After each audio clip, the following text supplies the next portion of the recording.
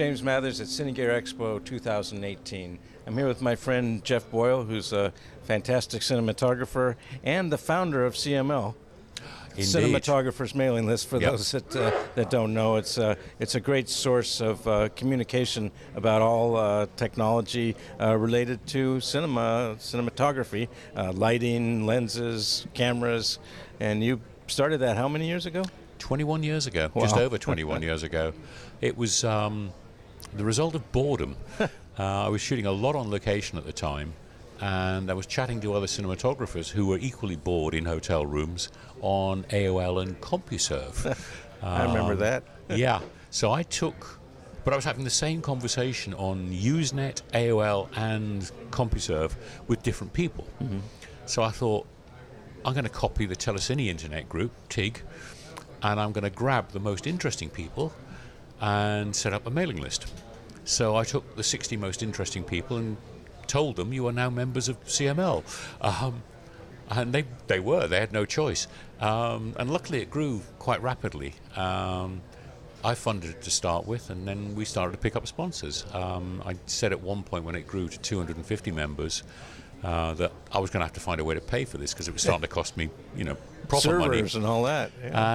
Yeah. And Jean-Pierre of Arton said he would fund me $1 per member per year, which was brilliant. It was $250. But how many members do you have now? Over 12,000. So that'd be a big investment. Not what we get paid. We cut it off when we reached 2,500 members. Yeah. So a gold sponsor is 2,400 in fact per year, which is it means it pays for the servers. It pays for we don't use the member lists aren't available to anyone. No one's allowed to advertise on it. No one's allowed to harvest addresses from it.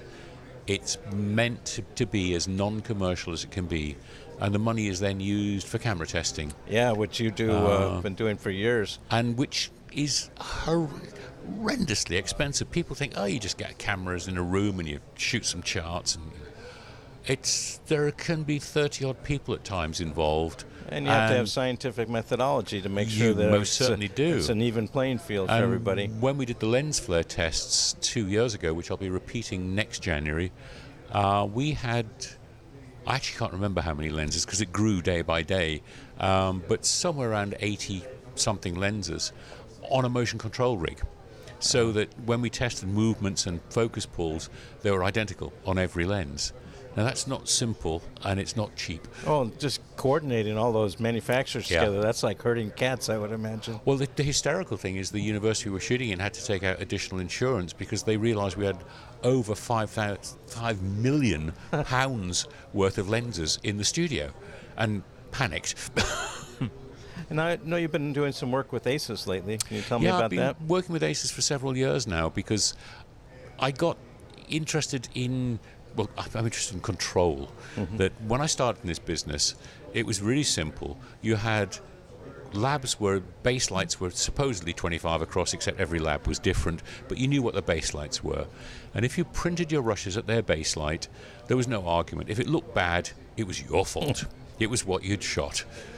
But if it looked good then, and it looked bad later in the process, it was somebody else's. And it was really simple. Then we went to shooting on film, but scanning. But again, you had telecine alignment film, TAF, and if there was an argument about what it looked, line the thing up to TAF, put my neg on, does it look okay? If it looks okay at this stage, fine. And then it went to hell. It became the Wild West. And I did a presentation in November for the NSC showing 12 of the standard lookup tables I've got for Alexa. And these come from different post houses I've worked with. And they're all over the place. And they're all over the place.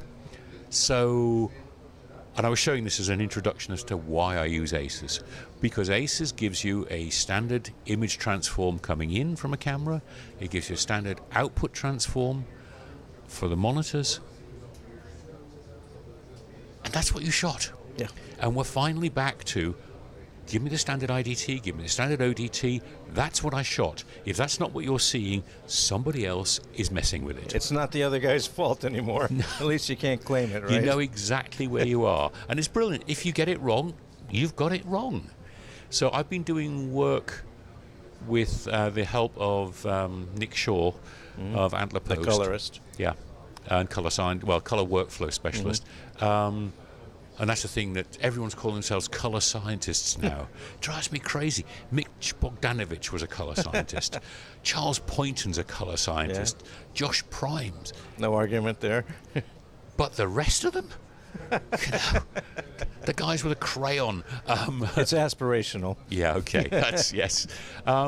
So the whole thing is, what we wanted to do was to be able to emulate the look of an ACES process without having to have all the hardware on set, without having a DIT, without having a grading system and so on.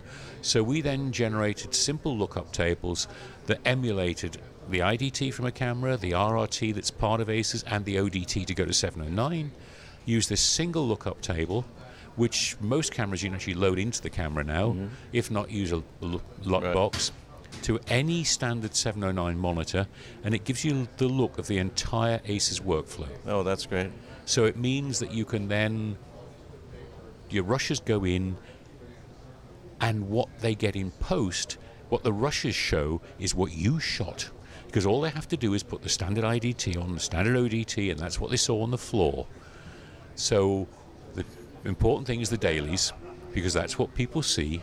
And if the dailies look the way you want them to look, The cameraman doesn't get fired. Precisely. Unless he screwed up. Unless he screwed up. But at least you know where the blame is then. Yes. And, you know, I'm arrogant enough to know it's somebody else's fault, because I'm going to get it right. And if I can't after 50 years of doing it, then hell, there's something wrong. Thank you so much for stopping by today. It's really fun to talk to you. Thanks. You're welcome. Congratulations on the success of CML. Thank you. Okay.